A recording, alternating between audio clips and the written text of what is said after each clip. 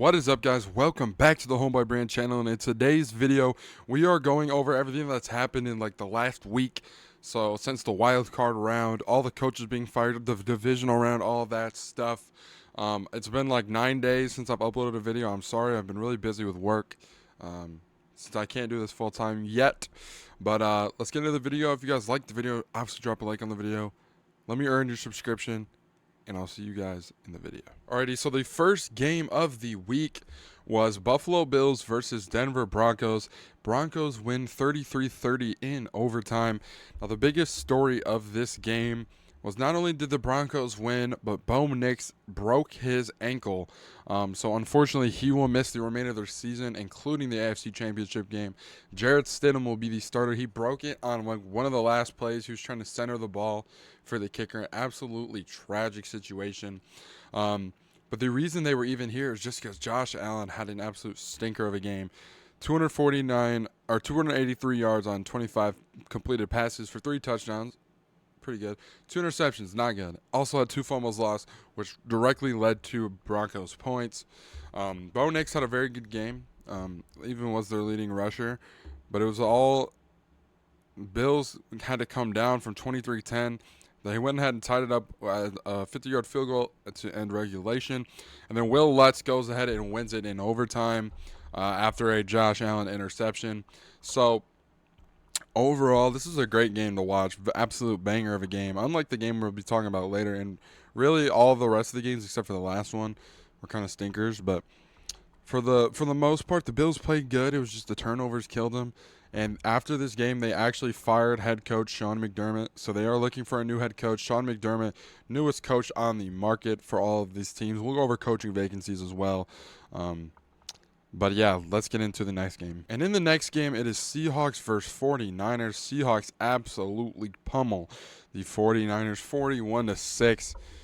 Brock Purdy didn't even have a touchdown. Obviously, they only have 6 points. Kenneth Walker, 3 touchdowns.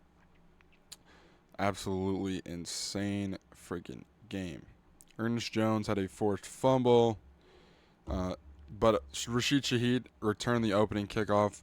That was pretty much a summary of that entire game, just that first play. Next up is Patriots versus Texans, and now another absolute stinker performance from a starting quarterback on the losing side of these games. C.J. Stroud threw 4 interceptions in one game. Drake May, I never realized how much he fumbles. Drake May leads the NFL in fumbles at 13 fumbles. That is crazy. I didn't even know that was a possible stat. Kayshon Boutte had an absolute banger grab here. If you guys can pretty much see what happened there. But C.J. Stroud absolutely lost his team the game here. Defense put up a very good performance for the Texans. That's really what we expected. The Texans' defense is just elite. Their offense kind of lags a little bit. But this game could have been a lot worse. It was 21-10 at halftime. But they ended up pulling it out in the fourth quarter. The Patriots did. But overall, an okay game. Not a super banger, unlike this next game. Our final game of the divisional round, Rams versus Bears. The Bears lose 20-17. I'm so happy about that.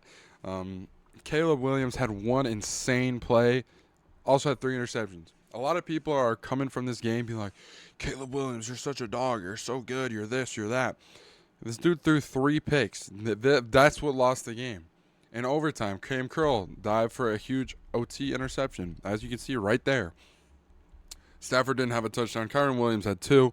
Puka Nacua, 56 yards. This was like, your classic snow game.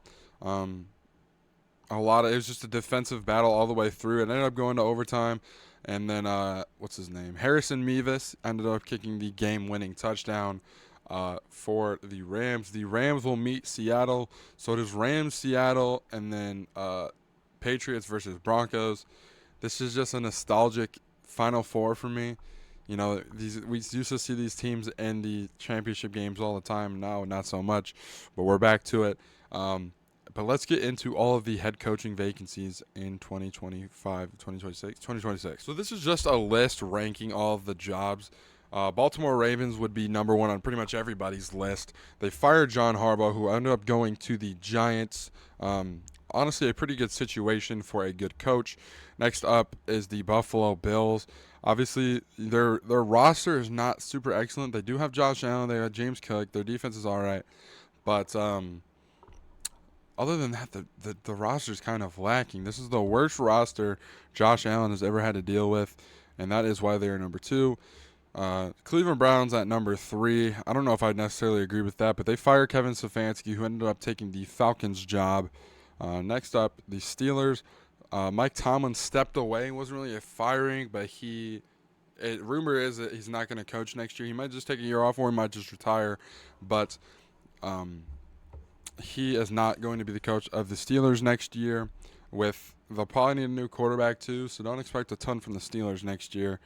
Next up is the Titans. The Titans obviously have number 1 overall pick from last year, Cam Ward. He had a pretty good year. But other than that, not a super stacked, super good roster. I mean, they do have some solid pieces. But next up is the Raiders. The situation is not great. They fired Pete Carroll, or maybe he stepped away. Who knows? But that obviously, I think everybody knew that wasn't going to be a great situation. But they do get the number 1 overall pick, so it's likely going to be Fernando Mendoza, unless I'm recording this as the day of the national championship, and so unless he has some sort of freak injury, he'll probably be the number 1 overall pick next year, especially with Dante Moore dropping out of the draft and going back to school for another year. 7 will be the Arizona Cardinals.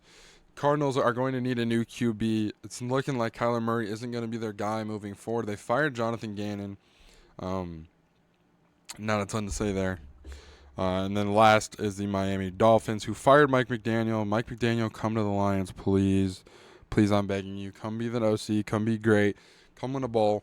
But it'll be interesting who goes there, because they're going to get another quarterback as well, as a lot of these teams will. But that is the video for today, guys. I hope you guys enjoyed it. If you guys did, drop a like on the video, subscribe to the channel.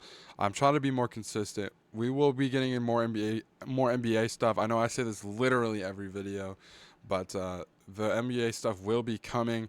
And if you guys like the video, drop a like on the video. I'm repeating myself again. Subscribe to the channel, comment what you guys want to see next, and I will see you guys in the next one.